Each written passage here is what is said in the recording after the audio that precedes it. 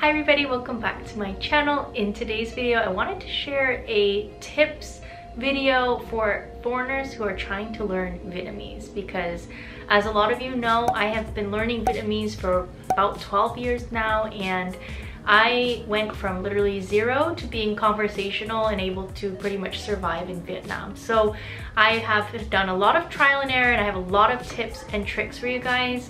Of course, everybody's language learning journey is different. I think it depends on the type of learner you are and what materials work best for you. So while I'm not going to give you like exact materials, I'm hoping that the concepts that I share in this video will be helpful to you.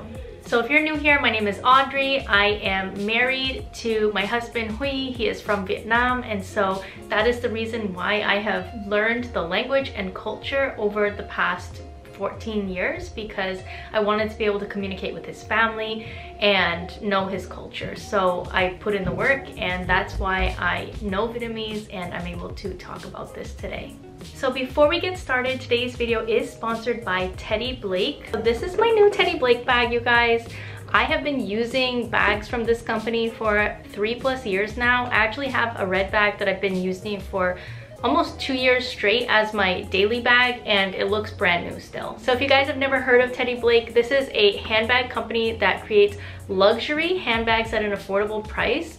But when we say affordable price, we're not talking like cheap, because the quality that you're getting is really, really nice. So this is genuine Italian leather. The color is really beautiful, and like the hardware is nice as well. Like, you know, you're not getting some crappy thing, honestly. And like I said, my other bag from them has held up for 2+ years already from daily use. It literally looks new. I should have brought it up to show you guys, but it looks amazing. I really couldn't resist the pink, so I'm very excited. So if you guys want to shop Teddy Blake, please go in the description box below and check out my link to their website and just see what styles they have. They might have something that you love or you think that a friend or family member will love. So definitely go check them out, and thank you again to Teddy Blake for sponsoring today's video. Okay, so I have 8 tips to share with you guys for learning Vietnamese. Tip number 1 is to make sure you know which accent you're trying to learn, because in Vietnamese there's the southern accent, the northern accent, the central accent, and then of course there's accents of people who live in different like villages and regions within Vietnam. Most common is north, south, central. My family speaks northern Vietnamese even though they live in the south, so I've been kind of exposed to both, but I do speak northern Vietnamese at home. So that's why I say, like, make sure you know what accent you're trying to learn, because if you're looking at materials that are teaching you the southern accent but your family speaks northern, it's not really going to work out for you. Or like if you're using materials that one of them is teaching the northern pronunciation, the other one is teaching the southern, it's gonna be very confusing, because sometimes the pronunciation sounds completely different, and sometimes they use words that are just different in the different dialects. So, or I guess accent. I don't know if it's a dialect or an accent. I'm not a linguist, so I'm not gonna just pretend I know, but yeah, make sure you know what accent you're trying to learn.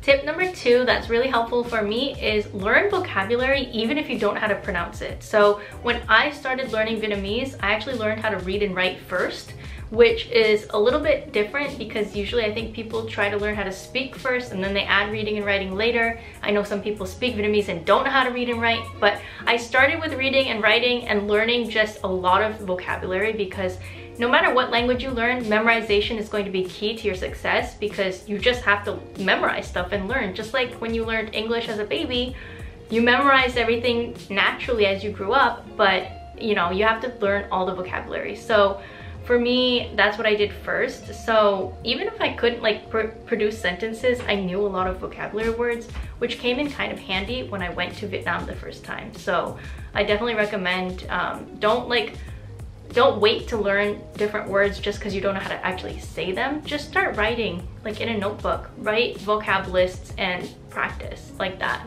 Tip number 3 is to learn the basic grammar structures of Vietnamese. So luckily, Vietnamese is very simple. It follows the subject, verb, object format, just like English, but it's even more simple in grammar wise, I feel. I don't know, it's just like, you know how in English we say like, for example, I'm reading and then I read, where the verb changes depending on the tense. In Vietnamese, there's none of that. So there are 3 easy ways to determine the tense in Vietnamese. Đã is past tense, đang is present tense, and sẽ is future tense. So say I ate, mình đã ăn, I'm eating, mình đang ăn, and I will eat, mình sẽ ăn. You just change the word, you don't actually change the verb. So in a lot of ways, Vietnamese is actually really easy. I really think it's just the pronunciation that is daunting and confusing for people, me included. Like, it took me a long time. When I tell you I've learned Vietnamese for 12 plus years, the first like 6 years I probably was saying a lot of stuff wrong because like my pronunciation was terrible, and it's still not perfect today. But anyways, just like get used to the grammar and the sentence structures. So if you want to like talk to somebody who knows Vietnamese and ask them like, how do you say basic sentences, write them down and then see the commonalities between like different sentences and see the different structures. I think that's very helpful. Tip number 4 is to improve your pronunciation by speaking often with Vietnamese speakers. So I know gonna be nervous. I was nervous too, but if you don't speak, you will not improve your pronunciation, point blank. So find somebody who speaks Vietnamese and speak. You're gonna make a mistake probably like 9 times out of 10 when you start, but slowly you will improve, and then maybe it's only 5 times out of 10, 4 times out of 10, and you'll just keep improving. Tip number 5 is actually to use talk to text on your phone to practice pronunciation. So you can just open like Google Translate, and if you have a Vietnamese keyboard installed on your phone, you can hit the microphone button on the bottom. So it looks like this. So say I want to open Google Translate and then you want to say something.